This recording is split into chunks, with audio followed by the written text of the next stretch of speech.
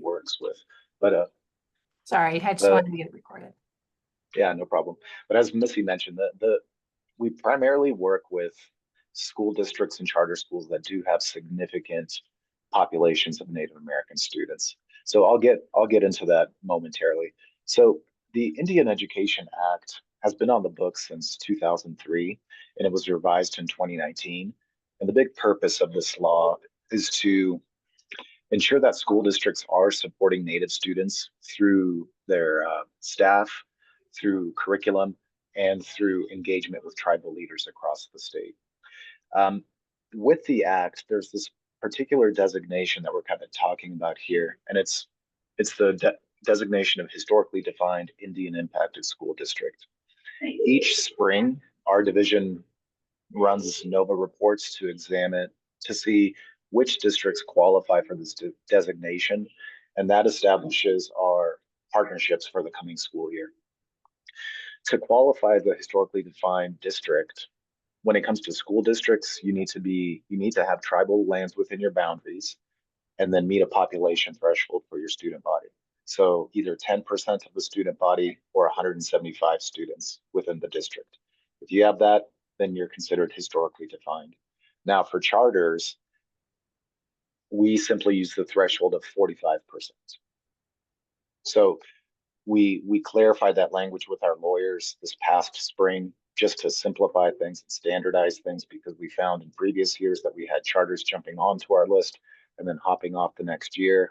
That added a lot of confusion. So we just try to stabilize and focus on that 45% threshold. So currently we only have 6 charter schools across the state that we work with directly. And these are very much the schools that have big concentrations of Native students. For historically defined Indian impacted districts and charter schools, with that comes reporting requirements that are pretty extensive, honestly. Once every 3 years, these districts must generate needs assessments where they identify the home needs, the community needs, and school needs of their Native students. They present their findings to tribal leaders, and then in consultation with tribal leaders, work to prioritize the needs that they'll be addressing in the coming school years. After the needs assessment, these districts and charters develop systemic frameworks, which are essentially the action plans for the needs assessments. And again, that's developed in consultation with tribal leaders. And then on an annual basis, these districts submit budget alignment statements in which they explain how their district or charter budgets support the work identified in the systemic framework.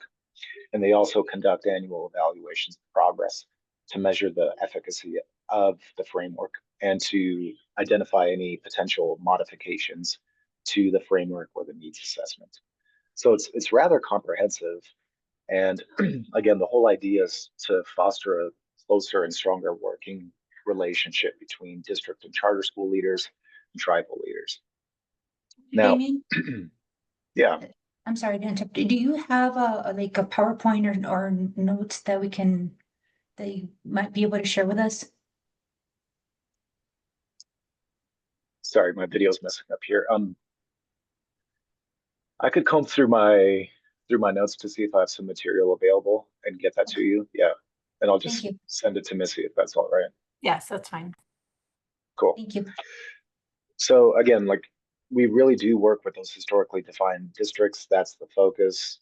With the accreditation process, um, all these components are required for districts that have this designation to receive a meets requirement for the accreditation rating. But beyond the historically defined Indian impacted school districts, our division really does try to help everyone across the state in supporting Native students. We see ourselves very much as a liaison between LEAs and tribal leaders. Assistant Secretary Juanico has a very strong working relationship with governors and presidents of tribal nations across the state. And honestly, we do whatever we can to help out, whether that means putting people in contact with one another, attending consultations. Like, for example, I'm heading to Albuquerque this afternoon to see how APS is conducting their tribal consultation, and we'll give them pointers on how they could adjust that process to make it a little bit stronger or more meaningful. So it really is about relationship building and serving as a liaison and promoting good relations. Beyond that, we also do have grants that we offer. We have a pretty significant pool of funds that goes to historically defined districts as well as tribes. This past legislative session, the legislature appropriated $30 million to the Indian Education Fund. About 24 million of that goes directly to the tribes. So we help them develop academic programming within their communities to support, traditional academic outcomes, to support language and culture instruction, and really to, again, foster good working relationships with the school districts that serve their students.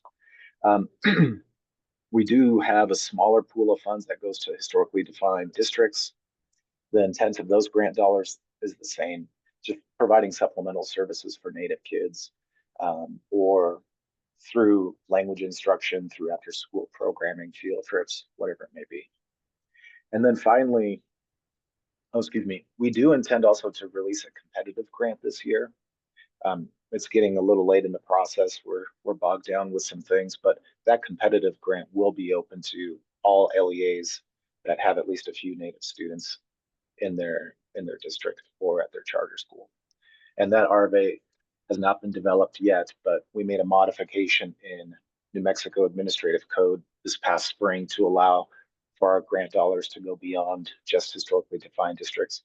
And they could even go to tribal colleges, and universities as well. And then finally, this past spring, Governor Lujan Grisham did sign into law SB 163, the Tribal Regalia Bill.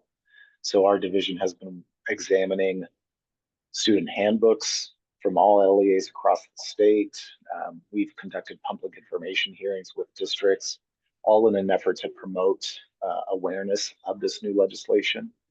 And if you're not familiar, the law is pretty straightforward. It essentially protects the rights of Native students to wear tribal regalia during graduation or other public school events under their gowns, or they could adorn their caps. So again, just doing the outreach work to ensure that everyone is aware of this. And then when problems do arise, then we take action, either through providing information. Really, that's our main avenue. And then districts and charters can call us too if they're having questions about. We had an issue last spring, for example, where a district leader was unsure whether what the student was proposing to wear during graduation qualified as regalia. So they reached out to us. Assistant Secretary Juanico reached out to the tribal leader of the students' community and connected those two parties. So they were able to get on the same page. So it's a lot of that type of work, a lot of compliance, monitoring, kind of consulting from a public sector space, and then just trying to foster good relationships.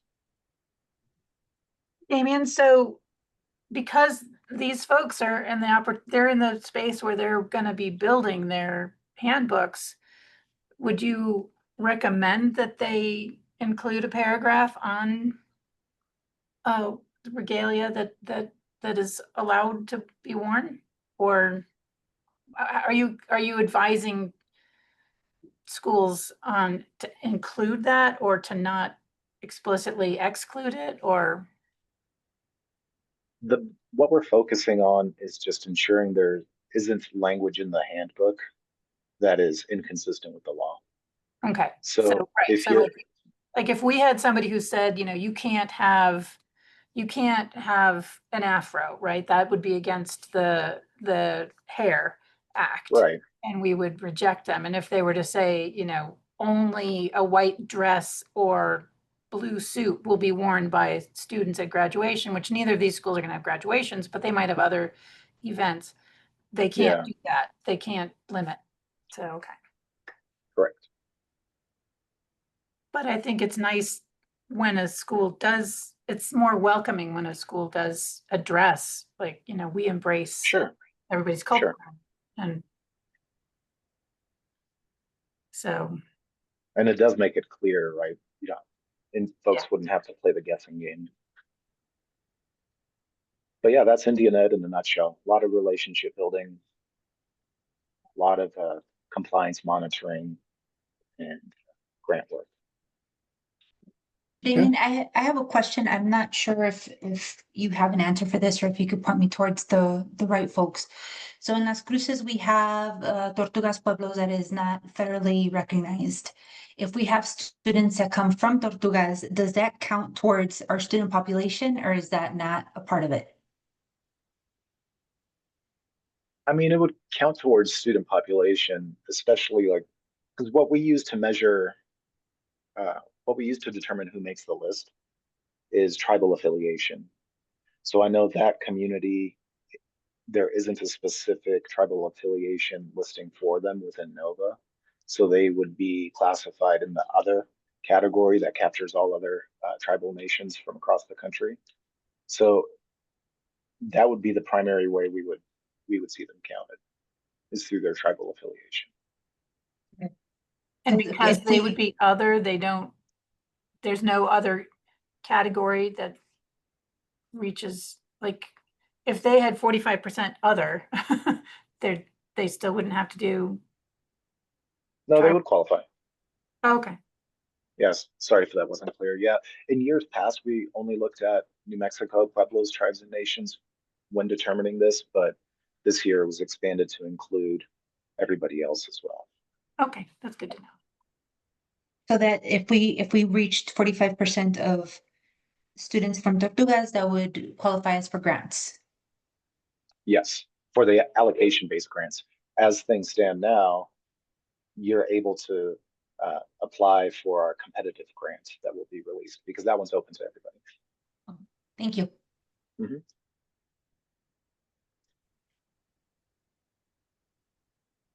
Is there, so I'm just on your website right now.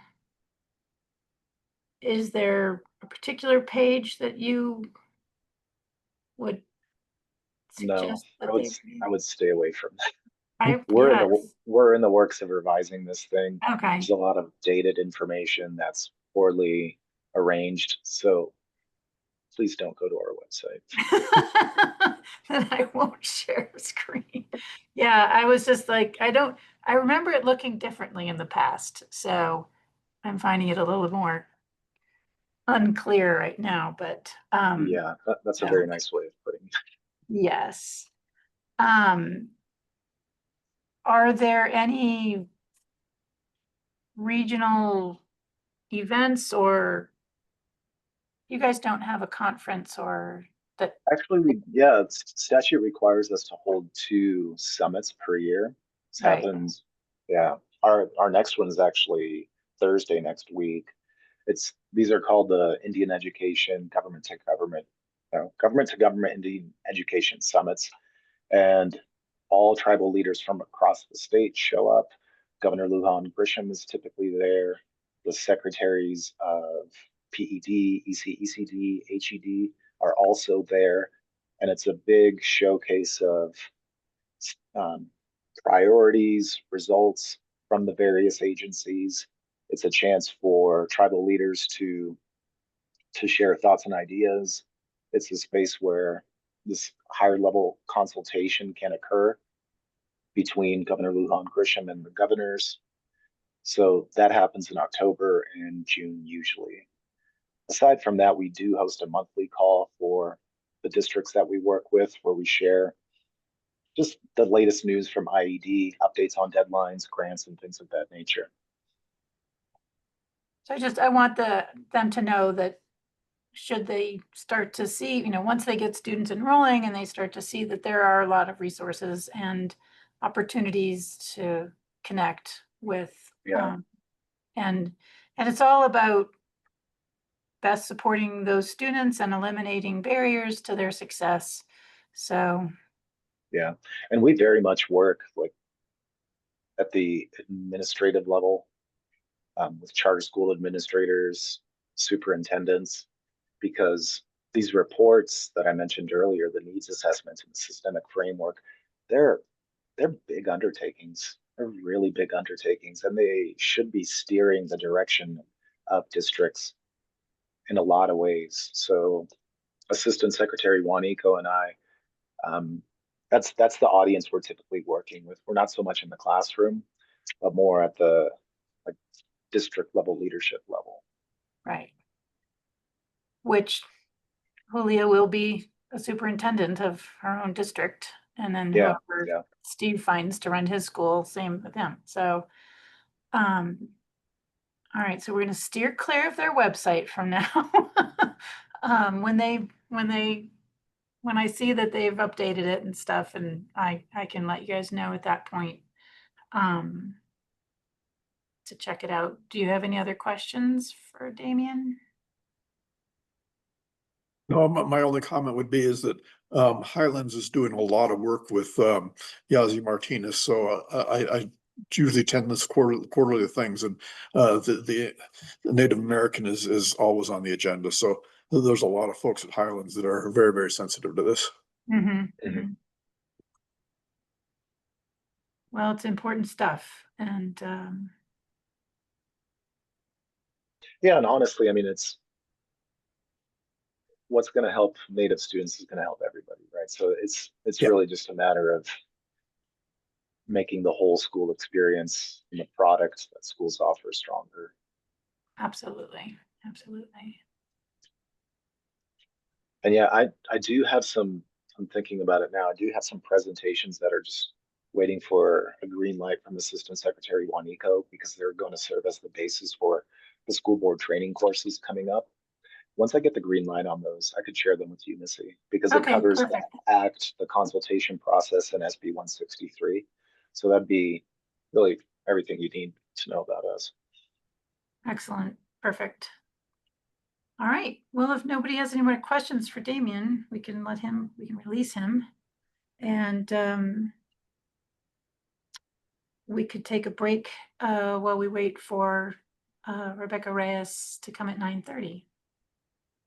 Okay, All righty. Thank you, Okay. Damien. thanks, Damien. Yeah, no Yeah, problem. thank you, Nice Damon. meeting you, and good luck with your schools. Thank you. Thank you. The folks. Awesome.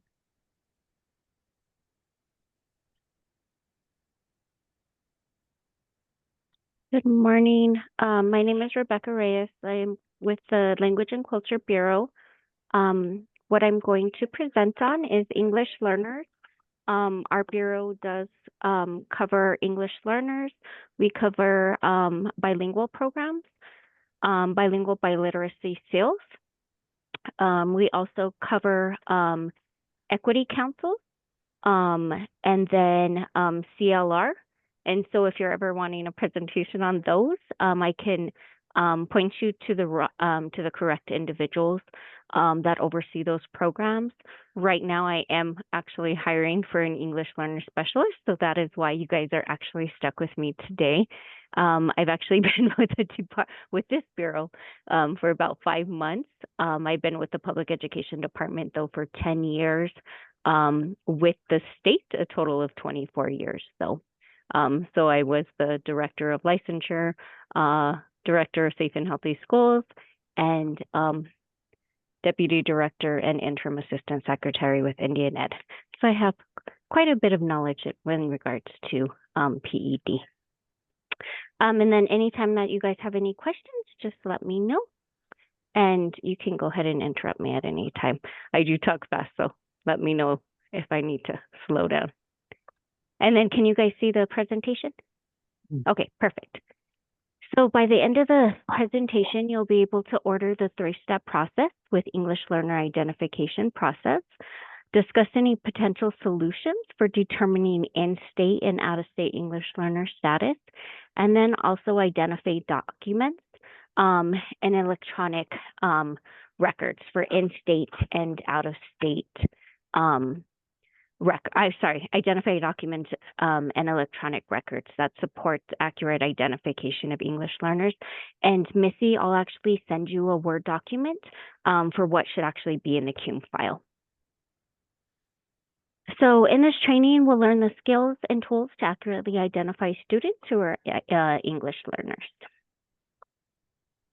And so first step is, why do we have a standardized English learner identification process? And so justification for, yes. Could you please show us the next slide? Oh, it's not going? No. Sorry. You know what? I have 3 slides, and so, or 3 things. Let's see.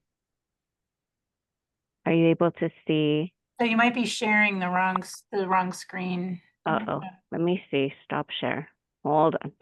I know. That's what's happened sometimes. Let me see. Share. Let's try this one. Okay. Did that work? Are you able to see justification for EL identification Yes. process? Okay, perfect. Thank you. Thank you. Okay. So justification for EL identification process. So English learners are protected through Title IX, or the Civil Rights Act of 1964, also the Equal Education Opportunities Act of 1974, and the Elementary and Secondary Education Act of ESSA, which was amended. And so we have 2 memos, which I would recommend going on our website. The best way to navigate PED's website, if you guys have been on there, is to go through programs on the very top of PED's website, and then go to language and culture. And so the LUS memo, it has not been updated since 2016. And the reason for that is because we have not made any changes in regards to the language usage survey. The second memo is the state policy for EL identification and Sorry, Ms. proficiency Reyes. memo. Yes. Will that ever be revised? That is a super confusing form for schools, and kids are always misidentified with that form. But we've heard that comment from districts. At this time, the senior manager states that they're not looking to revise it. The best recommendation that I can make is just making sure that your front office staff or whoever works with the parents are actually walking through the parent when completing that form, and not actually sending that form home with the parent for that reason. Okay. Thank you. Of course. With the justification for EL identification, it requires that all English learners have equal access to a high quality education, and then the opportunity to achieve their full academic potential.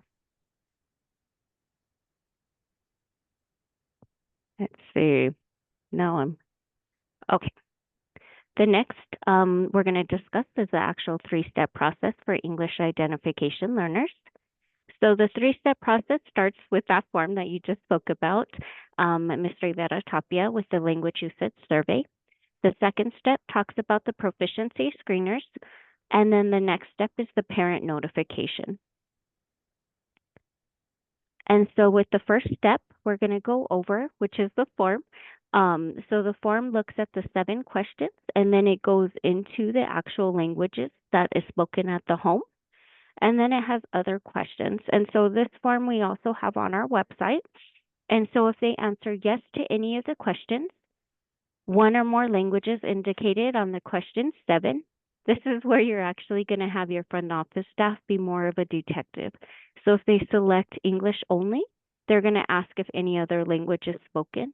And the same thing if ASL is spoken, so American Sign Language. And then making sure that the parents really understand the form. And so that's where that confusion really goes into what Ms. Rivera Tapia was talking about. And was it the language that the parent understands? And so we do have the form in Navajo and in Spanish on our website.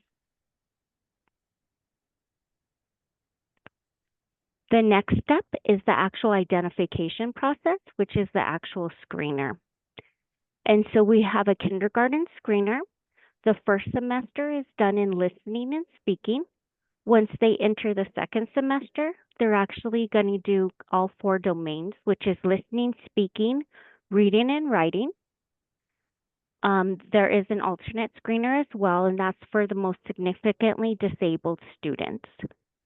We have a WIDA online screener, that's for grades 1st through 12th, and then the alternate screener as well for the most disabled students. And when we're looking at timelines, it's everything is done within the first 30 days. That means step 1, step 2, and step 3. And or within the first 2 weeks of the placement of the student coming in, as long as they haven't been screened prior. And so when it comes to the screening process, this is done for kindergarten students only, unless they haven't been screened prior. And so the scoring really matters. You're going to look at a 4.0 and below. If they're 4.0 and below, the student is an English learner. Scores are between a 1.0 and 4.0 in increments of a 0.5. And then the alternative screener is a below 3, and the student would be an English learner. So let me ask one question. Yeah. So obviously we're our schools are just starting off, so we'll have more than kindergartens being new. If they've been screened by, let's say, the local, the traditional public school, does that qualify, or do we have to rescreen them? Yep. So if they've already been screened, you're going to contact that school for their records. Okay. If they don't contact you back, you're going to look in Nova and STARS, and I have a screen for that as well. And then if the school by chance didn't get back to you, you can contact me. And then I'll usually connect you guys via email, and they normally get back pretty quick. So the other thing we have here is probably a lot of our students, I suspect, are students that have been homeschooled and were never in a public school. Yep. What do you do with them? So those would be part of this 3-step process. Okay. Yep. Ms. Rebecca, I thought the cutoff was 4.7. So that- you're thinking of the access scores. So this Oh, is the actual okay. screener. And you know what? You asked the same question. So we do state regional trainings, and that gets confused all the time. Got it. Okay. Yeah, no, you're good. This 4.0. Okay. Yep, 4.0 is for the actual screener. And then access, you are correct. And the access is done yearly. And you're 100% correct, is the 4.7. Okay. Thank you. Of course. So the next step is what is the step 3 of the English learner identification, and that is the parent notification. So on our website, we have a sample initial parent notification. You do not have to use this exact language. It's just a sample. You guys can alter it how your charter school wants to use it. But it's just an example, and it includes the proficiency levels of how you should notify the parent. It's also important to actually call the parents to let them know what the notification letter is, where the student's proficiency should be. In regards to the proficiency, just to provide you, Missy has the information in regards to WIDA, but in regards to the scoring, writing is scored at a 35%, writing is scored at a 35%, listening is scored as a 15%, and speaking is 15%. Sorry, I'm like trying to think out the modules because I attended one of Dr. Cooper, which if you guys don't receive Title III, we actually have a contract with Dr. Cooper who can actually provide you free professional development training for you and your staff. She is amazing, and that's what I was thinking of. She does a peace sign, and so I was thinking of the modules of how she writes it, the weighted scores. And so it's really important just to let the parents know, but also the students, of how the proficiency levels are actually scored. It's also important to let students know that this isn't an exam. It's more of it is proficiency, right, of how they're actually doing. And so tips for success, like I mentioned, actually calling the parents, hosting community meetings or forums for questions and answers, and then also designing brochures about the available programs for English learning, and sharing with families. An important thing also is students, our schools are required to provide English learner supports. It's not well, we serve all students, and we're not going to do it. It's required by law, by federal requirements. The other thing is providing language assistance to parents. So making sure that you're actually communicating to them in the language that they speak. And we have another document online in regards to providing language assistance. the next step is what is English learner identification process for out-of-state transfer students? And of course, oh, what happened? Oh, I think I skipped. Hold on. Okay, I'm missing the screen. So I'm going to talk to you guys about out-of-state transfer. and I'll put the screen in there because apparently it must have got deleted. And so for out-of-state transfer students, you're going to ask them if they are a WIDA consortium. If they are a WIDA consortium, how Ms. Rivera Tapia asked about the access scores for 4.7. If they have their access scores, they're 4.7, you're going to identify them as an RFEP, which is a reclassified English learner. Oh my gosh, now I'm losing my language. Reclassified English learner. Oh my gosh, they're reclassified. You'll monitor them for 2 years. If they do not have their access scores, then you're going to follow the 3 years.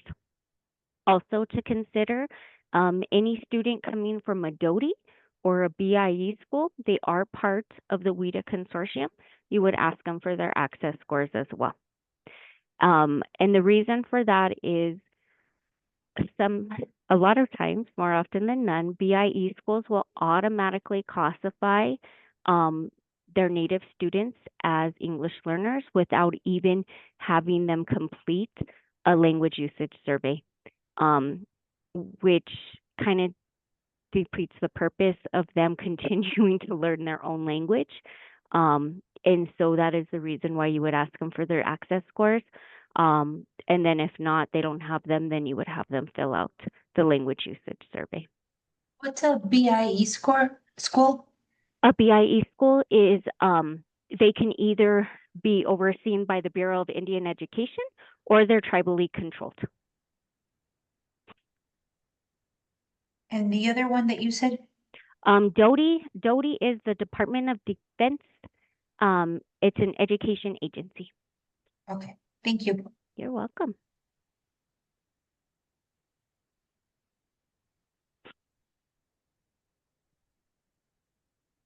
Okay, so in-state transfer. So this is where you're really going to ask questions. So the first question is if they've been enrolled in a public school in New Mexico. If so, they've probably already been identified. So you're going to contact the private school, ask them for the records. So you're going to ask them for their LUS, you're going to ask them for their screener, and you're going to ask them for their access assessment scores. You're also going to check STARS and NOVA. So STARS is our prior system. And if none of those 2 steps work, then you can email me directly. So because we have not been able to fill the English learner specialist, I am triple tagging with Kiersey Lane, who was the prior Deputy Director of Language and Culture, and then the Senior Manager, Myra Valderas. So you guys are in lucky hands of the 3 of us being able to assist. So tons of knowledge right now. So as mentioned, if none of the documents are in NOVA or STARS can be obtained, then you'll start the 3-step process. But that's really just the last step that you'll do if none of those 4 steps work above. These are some tools for support. There's a folder for resources. But there's also an interactive process, and this will actually, the interactive process is really cool.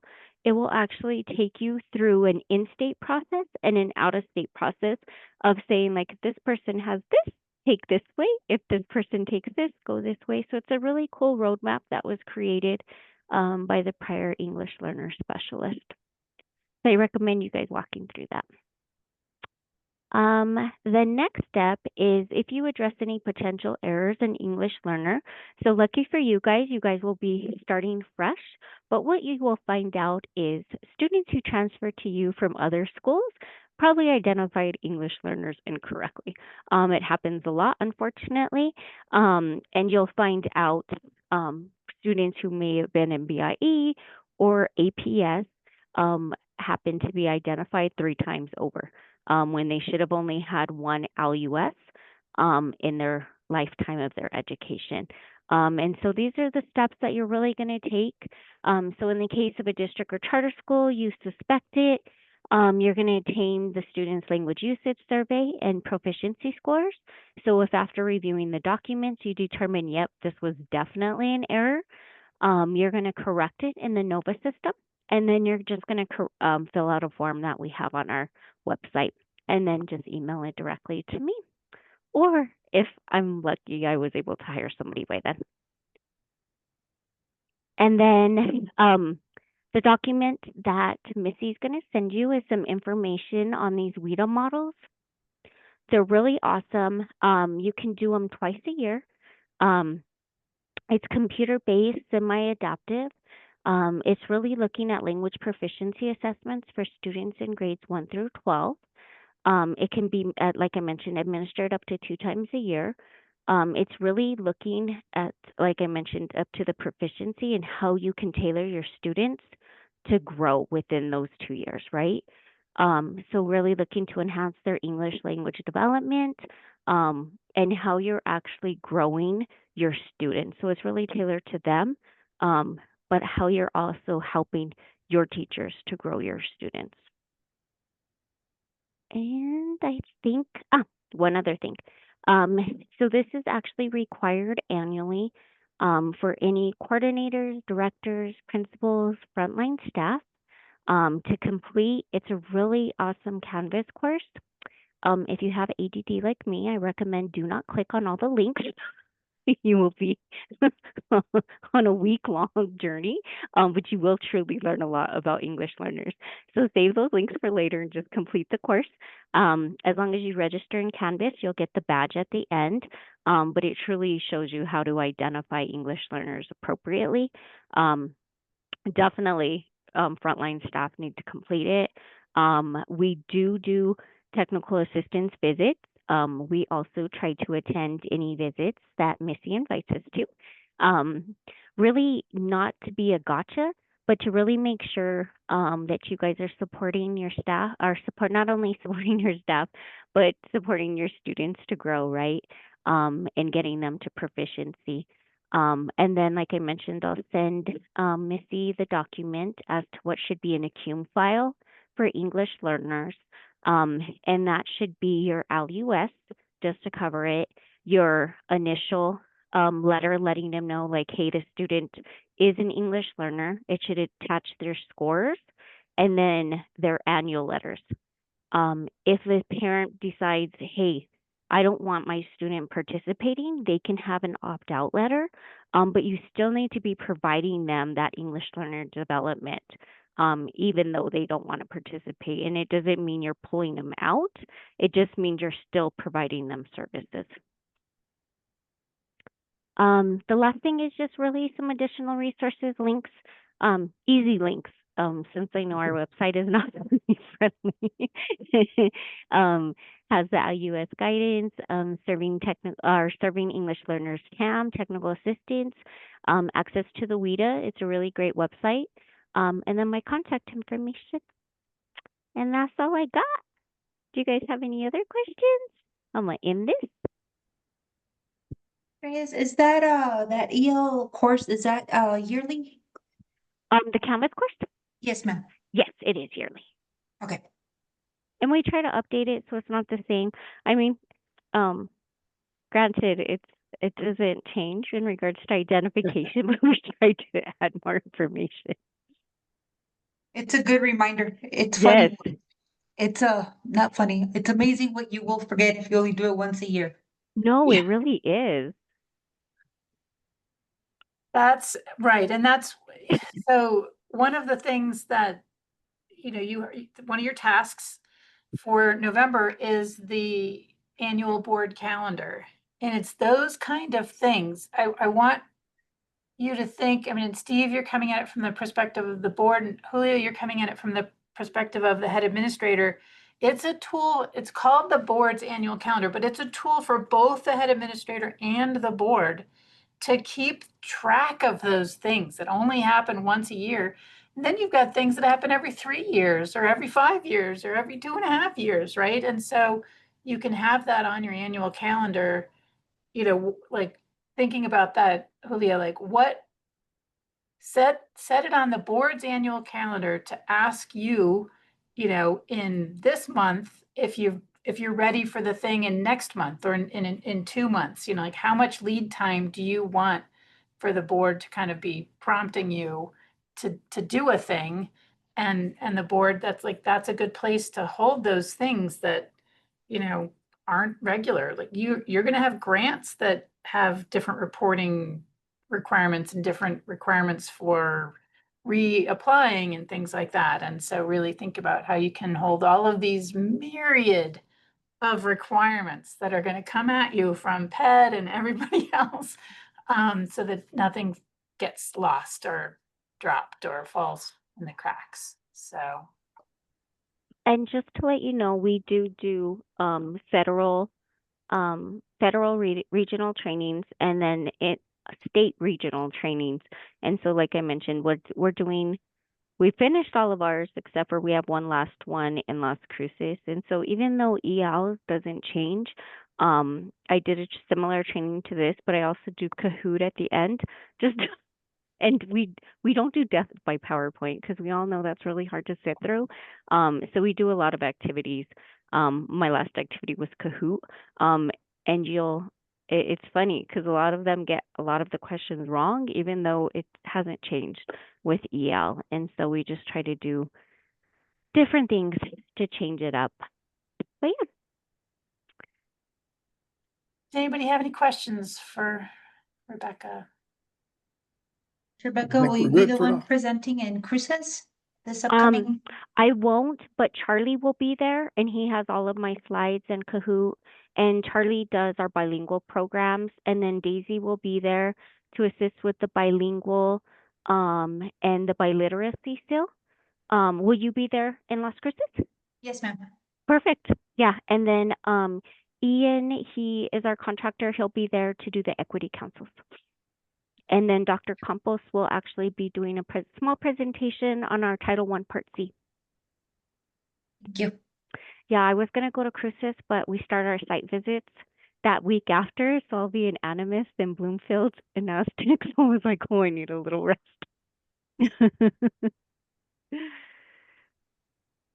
And then Julia, do you have any questions about what you need to do to apply for the? Yes, I will contact you, Ms. Reyes, Okay. because I've worked at bilingual schools my entire career, but I've Oh, never seen awesome.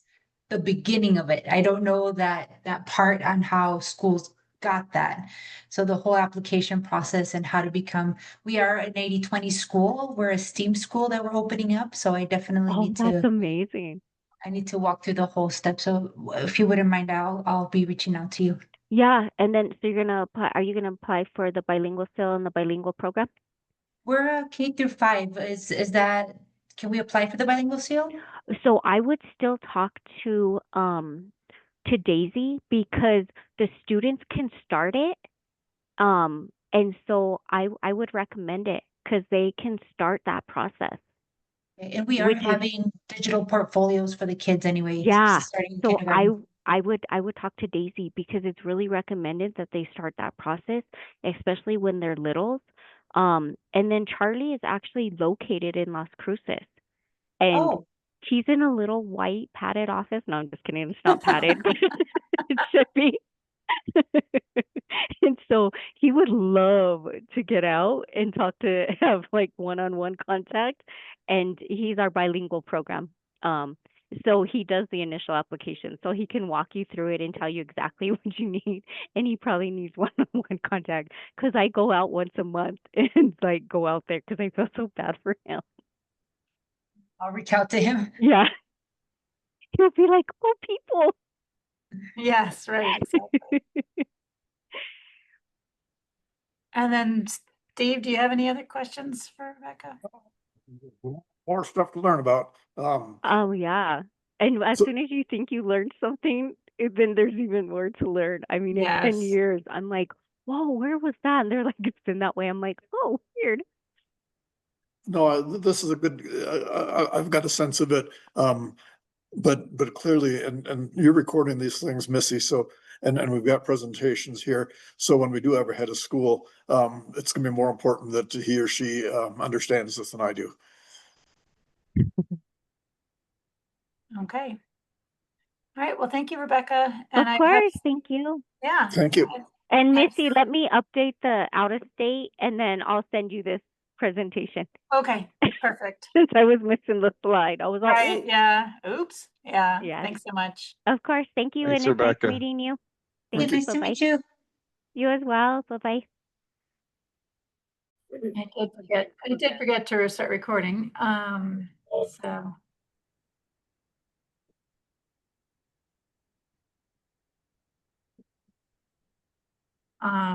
So, all right.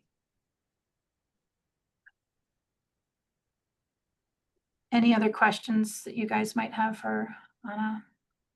So, this may be a little bit generic, but so one of the head administrators, or one of the women we're looking at for the head administrator is currently in Texas. She's licensed, got her master's degree and all that stuff, works at a charter school there. I assume there's some process we'll have to go through for her to get reciprocity. Yes. She will have to get reciprocity. She will have to apply and then submit all her documents. And I can't tell you which documents until I know what she's applying for. But if you get on our website, there's a lot of information on reciprocity. Okay. Okay, I just So- want to make sure it's not something that, oh yeah, it's a 3-year process and, you, No, it shouldn't be. okay. I just want to make sure that, yeah, that, if we were to select her, that, we're not setting ourselves up for a big problem. do you know if she's licensed to be an administrator in Texas or just licensed to be a teacher? Administrator as well. An administrator, okay, yeah, because I know that if they were just a teacher, like, yeah, that's reciprocity, but then they'd Right. also be working on their admin license, so, Yeah, no, she has her admin license in Texas. good. Okay, Yeah, and then you're just gonna wanna make sure that you, so one of the things, we'll come and observe your school, we'll come and do site visits at your schools every year of your contracts. I think, so we'll come 2 weeks before you open up, and then we'll come again the following, like January, February, so towards the end of your first school year. And that's basically, we come kind of in this late spring, early spring, late spring, every year. And then in your renewal year, you'd have one in October instead. But we will pull licensure reports, and we will, be letting you know at those site visits, like, this person doesn't have the right endorsements, or this person, basically, I think that's the thing we've come up with, like, that there aren't the right endorsements, or for the position that you have. So we do try to capture those, but again, we get it from the NOVA reporting, and that's something that your school should be able to have access to as well. So again, I think, it would be helpful on your annual board calendar for maybe, like, in September, to ask for a report from the head administrator on the licensure status of the school staff, and are there any discrepancies that need to be addressed?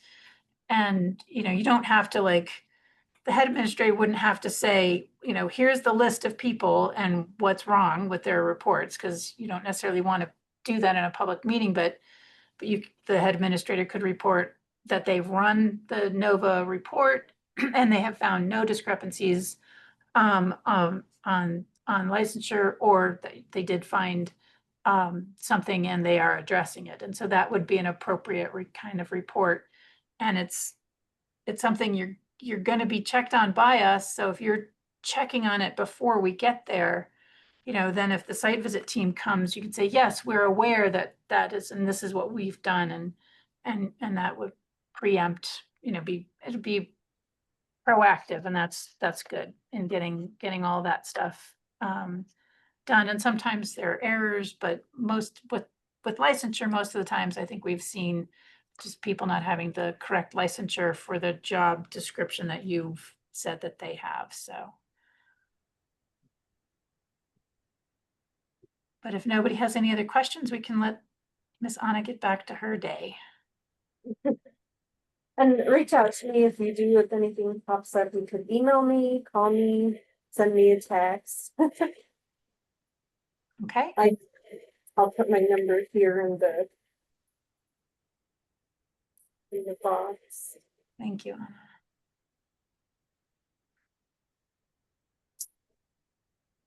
Well, thank you, everyone. It was a pleasure.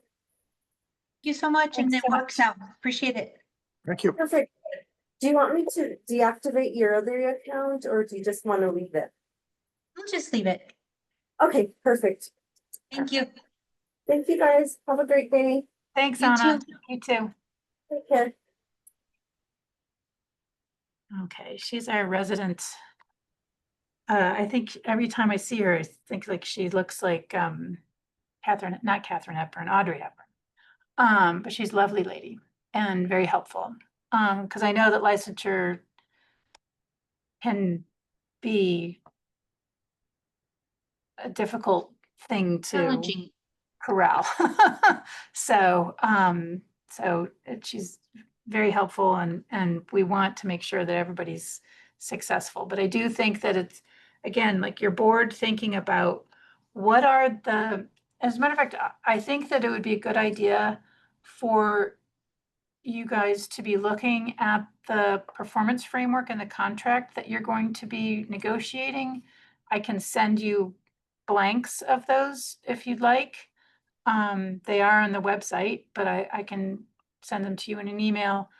And the board's looking at the, I just want to pull it up, looking at the different indicators on the performance framework and thinking about how can we ask the head administrator for a status update on these indicators before CSD is coming to do a visit, so that you then can be proactive in clearing any areas of concern. So for example, it's so many.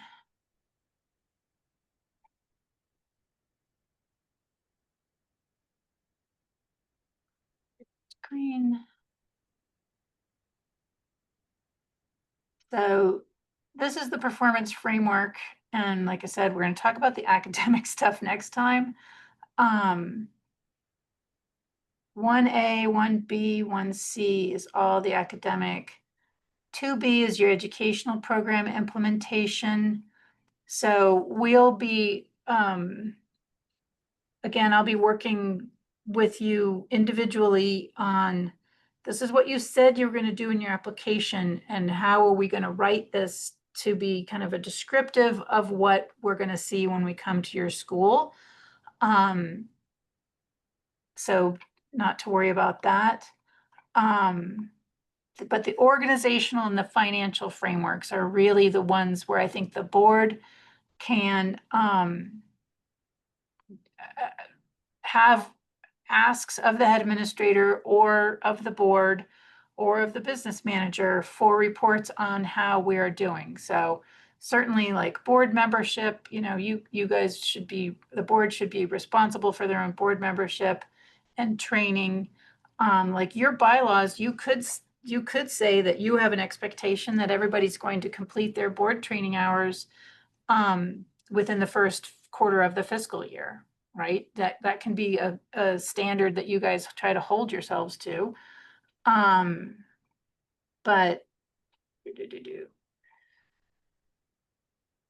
like, you can have that you have compliance with all the legal requirements, asking, there's an annual compliance requirements document that we will send out to the school. And, the board can be asking what's the status of our compliance on all of these things? Do we have a non-discriminate, is our equitable enrollment process, is our enrollment process equitable? And just having those questions that you're checking in on and making sure of. In the financial framework, your business manager is going to be providing you with monthly reports. There are some that should come from board members, though, not the business manager. The board, the finance committee of the board oversees the work of the business manager. So one of the things that your contract will call for is, are you doing all of these things? Do you have, are you being compliant with your reporting and your fiscal oversight? And so fiscal oversight has, I know it lists these 5 items here, but this is really item 1. So that makes 6, and then this is item 7. And so thinking about how your board is going to oversee the financials of the school. So the first one, you've employed a financial expert, right? Like that's your business manager. That's the easiest one. You've done that. Adopted and maintain financial related policies. That is something we should be able to see, those policies. That you review financial reports and statements, including the statement of net position, a budget to actual statement of revenues and expenditures, changes in fund balance and cash flow statements at all meetings. That's going to be Epicenter uploads that you're going to have to do. Annually reviews the audited financial statements, related reports, and management letters. So, that's an annual thing. I'm not going to look at your board meeting minutes every month of the year to see, is this the month that they've done it? Is this the month that they've done it? So again, that's going to be an Epicenter. You'll upload that month's meeting materials specifically to let us know that the board has reviewed the annual audited financial statements. Management letters, so the related reports and management letters, that's to do with the audit. That's, the school has said to the auditor, this is how we're going to fix this problem if it's been found. Has an audit committee that fulfills its requirements as described in statute. This is the one that keeps me up at night. Like, how on earth are you supposed to provide that, and how most are we supposed to review it? So again, and then number 5, the finance committee fulfills its requirements as described in statute. So I personally, there's a lot in statute that says that basically that your board will understand generally accepted accounting principles and the I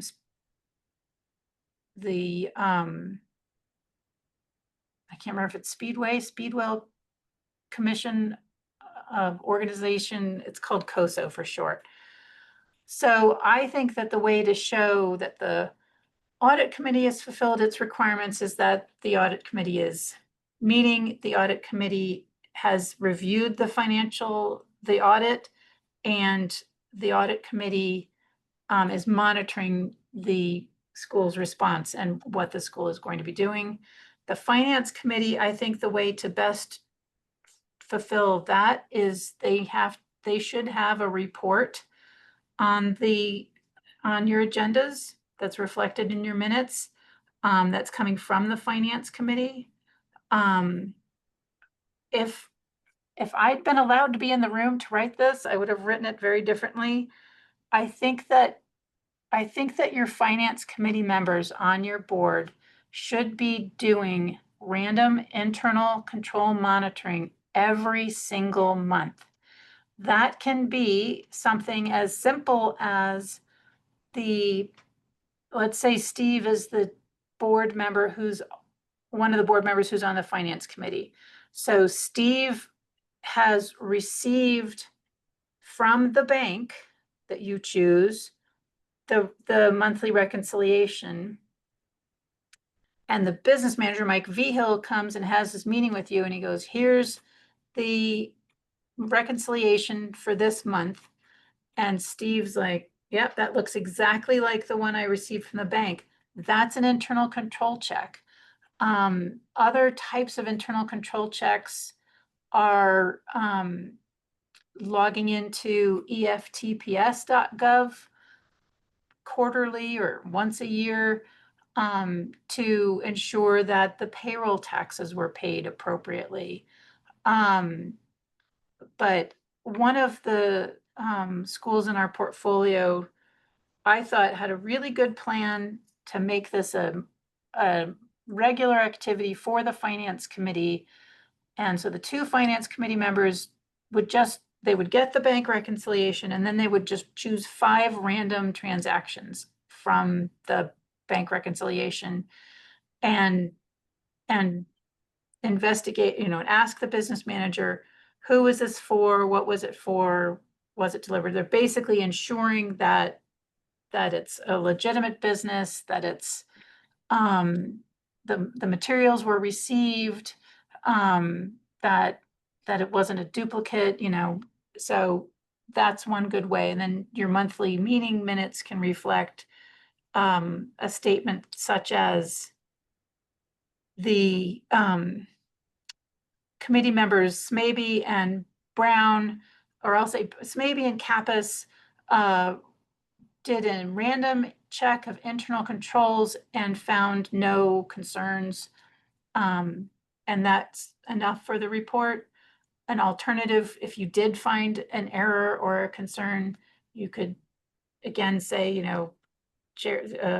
members Smaby and Kappas found a potential error or a potential concern that we're looking into more. So what I'm trying to get across is like, you don't have to say, we found that check number 1112 was, a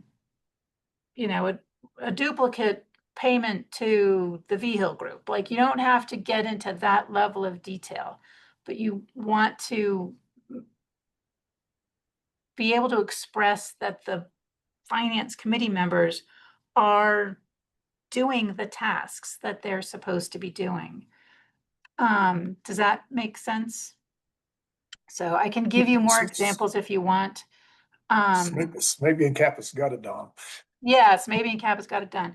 So, but I'm sure that all of our charter schools are doing that kind of work, but they're not capturing it yet in their minutes. Yeah. And the schools that are on this performance framework, that's the level you have to do. We need to be able to, like, all of these things are how you're being monitored by us. So with your board, go over these and say, which ones can we be monitoring and capturing that monitoring in our minutes so that CSD has something to review, or, because I'm trying to figure out how to get all 7 of these things to be epicenter submissions that then you guys would just upload, right? Because if I had done it, I would have been like, oh, well, we can review their meeting minutes every month and we can see this information. But because it's not a monthly thing and it's just, you have to do that once a year for the internal control monitoring, that made me sad. But when you look at the statute around the audit and finance committees, it's a lot. So I don't know, you guys should just be aware of it. You should be aware of all of it. Mm-hmm. So I do have a question a little further up there. There's one of the things we're supposed to meet is 60 days cash on hand. And talking to Mike, I'd heard that it's frowned upon to start building up too much cash. That, oh, maybe you're getting more money than you need. Secondly, to start off with, it seems like we have zero cash until we start getting SCG funding. Right. And so I don't know how in the world you have 60 days of cash, because I don't think the SCG gives you your first year ahead of time. So, this isn't going to be the days cash on hand. You won't really be showing until like the end of the fiscal year, right? Okay. So, it's the fiscal year that is, you cannot be in the red Right. at the end of the fiscal year. And so you have to have, I do think that this is poorly written. But what they're looking for is, your days cash on hand Oh, I know exactly what at they're the looking end for. of Just, the end of the fiscal year, like you should be Yeah. able to end the fiscal year not in the red. And yeah, it's going to be difficult in your first year, but that's, everybody understands that it's difficult in the first year. I know, well, this is a huge change from the previous financial framework, which was basically just to do your quarterly reporting to the PED, which doesn't really help a school to have longevity and long-term success. And we want you to have success and long-term sustainability. So I just think that you are in an excellent position to be able to take the performance framework and the business rules, reviewing every component here, understanding that this is, your school is going to be looked at annually on this. So is there anything that you guys want to have, like enrollment variance? That should be a report that you guys get from your head administrator. And it's up to you to determine, when you want that. Some schools ask for it every month. Some schools ask for it kind of intensely for the first few months of the school year, and then aren't as interested throughout the school year. So I think one of the things that's like another school years ago told me that when they do their lottery, they invite, and the board hosted this, the board would host a kind of ice cream social where they would invite the people who'd gotten in through the lottery to come and meet teachers, have ice cream, like get a t-shirt, get maybe a summer reading book. The clever thing, and meet some students potentially, which you wouldn't necessarily be able to do in your first year. But the clever thing was that the people who come to that, then, they can cross-check that, like, these are the people who got in our lottery. We got 100 people who got in through our lottery, and 75 people came to our event.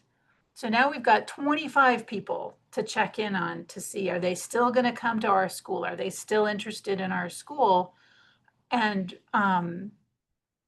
because a lot of times parents will apply to multiple schools and they're waiting to hear from their top choice. And, you might have people who are waiting for you, and you don't want to be waiting on somebody else who's going to choose somebody else. So like, you'd be able to check on a lower number of people, and then they might say, no, we've decided on another school. And then you can open up that spot to somebody who's on a wait list. So thinking about that from that aspect. And I think that's really a good idea for a school to be that proactive with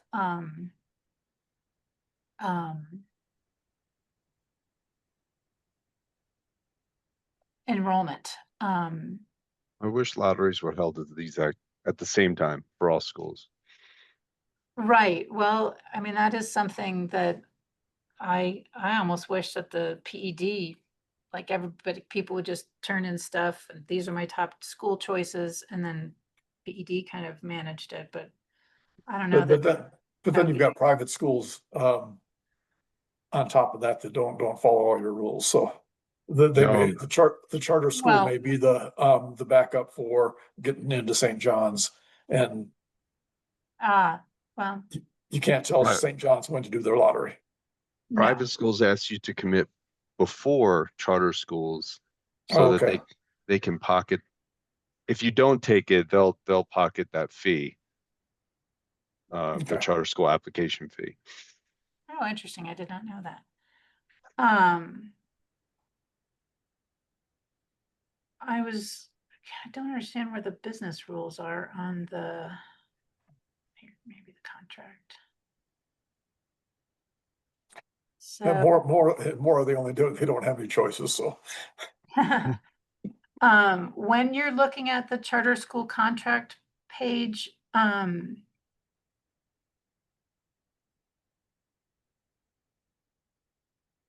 performance framework. Where are the business rules? There they are. Also, make sure you're looking at the business rules. Did my screen change when I clicked to business rules? Okay, good. No. There it goes. There it goes. Okay. So, these are, I guess, if you can think of the performance framework as statute, right? It's the skeleton, and the business rules as rule or code, because it's got more detail in it. And so this is really gonna tell you about, like, and again, this is the academic stuff, and we'll go into this next time. There's just like all these numerators and denominators to get to the percentage, and if the school exceeds blah, blah, blah, blah, blah. So this is there's a lot of information in the business rules that board members should be aware of, and head administrators need to be aware of, because again, like, this gets into more depth about what the expectation is for the different indicators that you're going to be evaluated on annually. So ask the board to review the business rules, maybe alongside of, looking at the performance framework and the business rules, so they can understand that difference, looking at the contract and, like, what do they really want to have, like, governing body meeting transparency. One of the things is going to be your annual Open Meetings Act statement, that you have bylaws, that your minutes are being approved within 10 days. Well, board minutes within 10 days of approval. So this is another thing that I wish I'd been in the room, because the only thing in statute is that you have to post your draft minutes have to be available 10 days from the time of your meeting. So if you have a meeting on October 6th, and it's not clear in statute if that's 10 business days or 10 working days, but say I'm running a school and my board's going to meet on October 6th, I'm going to make sure that the draft minutes are available by October 16th. Available meaning if someone asks for them? Right. Right. And That's the way. Okay, and the good. ones who ask for them is us. The CSD asks for them. I don't know if other people ask for your minutes. But you know, if you had somebody who was disgruntled, they're gonna ask for minutes. What the commission wants is they want to make sure that you're posting your minutes that have been approved. So those October 6th minutes, where my draft minutes are available on the 16th, I will approve those. My board will approve those at my November 3rd meeting, if I'm meeting on the first Monday of the month. My October 3rd meeting, the minutes will be from October 6th, will be the November 3rd meeting will approve the October 6th minutes, and then I would make sure that the approved minutes were posted onto my website. That's not in statute. That's just on your contract. So that's part of your performance framework in your contract. So the board needs to understand those things. You guys need to understand those so you can build in the processes that you want so that you can ensure that that's always happening. So really looking at the business rules, and again, I'll download these and I'll send them all to you in an email so you don't have to poke around and try to find them on the website. But this is where you can see that 4D is really 7 items that somehow in the performance framework got numbered differently. But I think that in the business rules, it says like you will have done 6 of 7 of the things, right? And so when we're looking at those, I'm like, why didn't we number them appropriately? But anyway, I will get that to you. And please have board members review those and start looking at, you know, what's our wish list for how we want to do and ensure that this stuff is getting done on our end. So those are all the bureaus I have for you today, but I'm able to tick off multiple boxes because you've met with, well, licensure is not a tech box, but a language and culture and Indian Ed. So I'll be putting that on your implementation, your checklists. You guys can turn in, you should be able to turn in November 1st activities before November 1st. You shouldn't have to wait, but please reach out to me if you are having a hard time. And I will also send you a list of anything that's not going to be something you have to submit in Epicenter. So I'll work on that and get that to you today. But that's all I have for you today, unless you guys have any other questions. I think that's enough. I know. It's a whole bunch. It's a So whole we're bunch, saturated. and it's kind of, it's going to be kind of like this. I know, I mean, and I will do better. I know I didn't send you who you were meeting with this time, and I will be doing that, particularly when I get school budget. But this is kind of what this time is like. It's not hard and fast, drive typically. It can be like, oh, well, that didn't take as long, and or oh my gosh, this is taking a little bit longer. But you know, it's just makes it hard for building it out. But So do you know, so the next one's on the 27th. next one's on 27th. I don't have anybody scheduled yet. Okay. It's hard to get, it's like herding cats. You So have no idea. yeah, so I'm going to be working on who I can, you know, who I reach out to people and see like who responds, and then, you know, so I will let you know as soon as I know who Okay. we're going to get. So all right, keep up the good work, and we'll see you guys next time. Thank you Thank so you very much. much. Thanks, guys. Bye. Bye. Bye, Bye-bye. everyone.